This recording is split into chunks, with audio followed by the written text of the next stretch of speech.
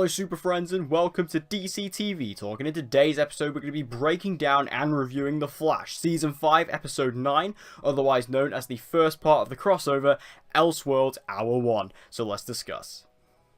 You know, it's crazy how quick this season has already progressed to the point we're already at the crossover. This is mental, but I love crossover season. It's such a good time to be a fan of comic books and a fan of these DC TV shows. You know, having the joy of these crossovers is always fantastic. And it's just crazy, you know, it feels like only a few weeks ago I was reporting the news about, you know, Elseworlds actually being a thing, them announcing the Elseworlds crossover. That literally feels like a few weeks ago. So it's crazy that it's gone this quick, you know, it's already been 9 weeks, so damn, you know, this season's going quick, but we're here, we're at the crossover, and I'm ready to discuss it. So, of course, the USP of this crossover is that we have the body swap of Oliver Queen and Barry Allen. So we have Oliver Queen as the Flash and Barry Allen as the Green Arrow. And just this whole idea of the body swap is something that I've been wanting them to do for such a long time. I've said this a couple of times in a couple of different videos now.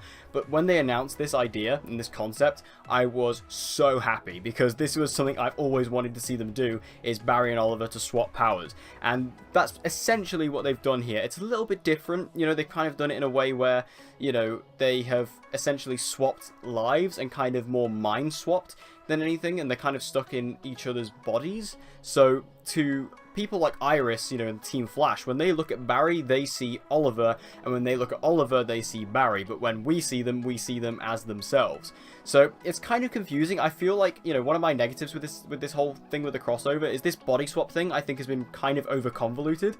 I think they should have just body swapped them and it would have been easy that way, instead of doing this whole thing where, you know, some people can see them the same way, other people cannot, and then like Kara on Earth 38 and, you know, on any other Earth sees them the same way as they were. You know, I feel like, you know, even me explaining it right now, listening to myself explain it, you know, it sounds really confusing and overly convoluted, which it is. I feel like they should have just maybe, you know, just done it as everyone thought they were going to do, which is just body swap it or power swap it or whatever, instead of doing this whole mind swap thing, because I think it's kind of over convoluting it. I mean, once you get it right in your head and once you've got it sorted out, it's fine.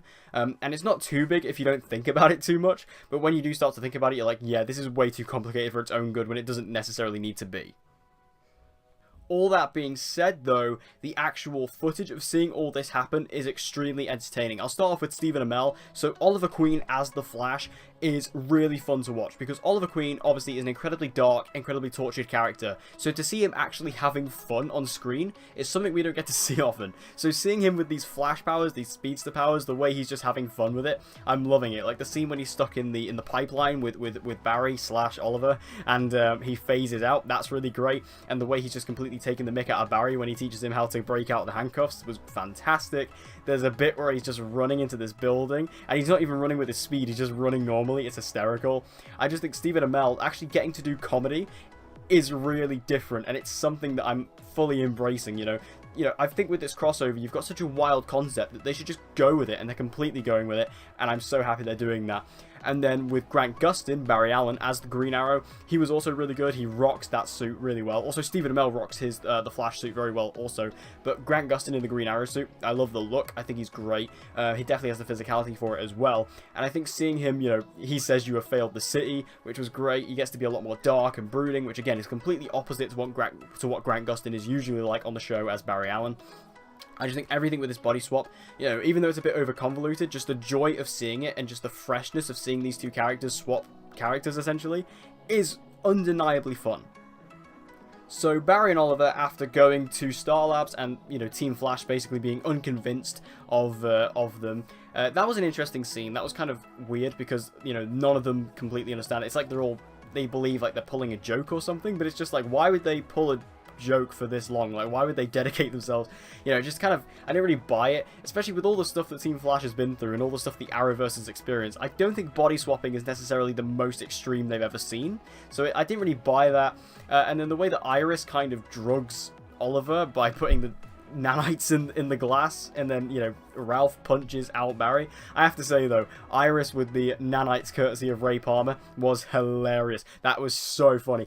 You know, just the way that the Flash writers clearly just embraced the meme there, I think is brilliant, and I couldn't have asked for a better line there. I thought that was hysterical. So well done, writers, I'll give you that one. But because they cannot get recognized on Earth 1, they realize that maybe it's not affected the rest of the multiverse. So they travel to Earth 38, to Smallville, where we meet up with Kara and Clark. And this was maybe the moment of the episode I screamed the most. As soon as they breach through to Earth 38, the Smallville theme song plays. This was just perfect. It was so brilliant. The way they kind of recreated parts of the Smallville intro as well with the camera work was really clever. And just hearing that song, I've kind of been listening to it all day because it's such an incredible song. I know it's really cheesy and it isn't really that good in actuality, but just hearing it and, it fits so well with this episode, and it was just a brilliant addition to everything. Now, we do get our introduction to Elizabeth Tulloch playing Lois Lane. Obviously, I got to meet Elizabeth Tulloch last week, and, I discussed how she was awesome, and I was really excited to see her in this crossover, and I thought she was brilliant. I think she really embodied everything that I would, kind of give as a connotation to Lois Lane. I think she presented on screen. She was very professional. She was very, not necessarily cocky, but definitely very sure of herself and very sure of what she can do. And I think her chemistry with Tyler Hoechlin as Clark Kent, they were very well put together. And I think, in terms of the whole Lois and Clark thing, I think they are put together so well. And I'm very excited to see what they do with Lois for the rest of the crossover, and potentially if we'll see her show up again on Supergirl, because I think she is an excellent addition. I really enjoyed her performance. I think she did so well. Then we also have LaMonica Garrett as the Monitor. He shows up a couple times in this episode. We get to see him in the opening scene with the 90s Flash that we've, that opening scene we've seen for sort of last week on all the shows. We also get to see him as well talking to Dr. John Deegan. Now, I think LaMonica Garrett is great as the Monitor because he's really able to bring across this presence and this kind of authority that, not many actors can pull off. And I think that he was really able to come across as this otherworldly being who, is so much powerful than anything else we've ever seen before.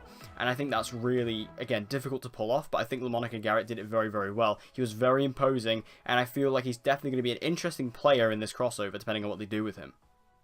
And then we also got Jeremy Davis as Dr. John Deegan, who I also met at Wales Comic Con last week.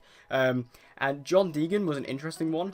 My only problem with kind of the whole Monitor John Deegan thing is that the Monitor doesn't really seem to have any reasoning to give John Deegan the Book of Destiny. He just kind of gives it to him and says, oh yeah, here you are.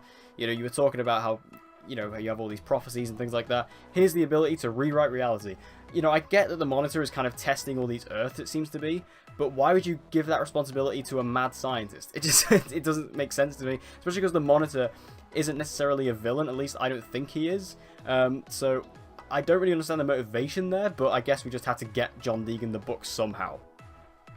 Now, the big climax of the episode is we see that Amazo actually comes out, and Amazo was kind of set up earlier on in the episode. Amazo is a character from the comics who is actually able to adopt others' abilities. So we see him at first already adopt abilities of Killer Frost and Elongated Man, and then he fights Green Arrow as, Barry Allen as Green Arrow, Oliver Queen as the Flash, and Supergirl and Superman.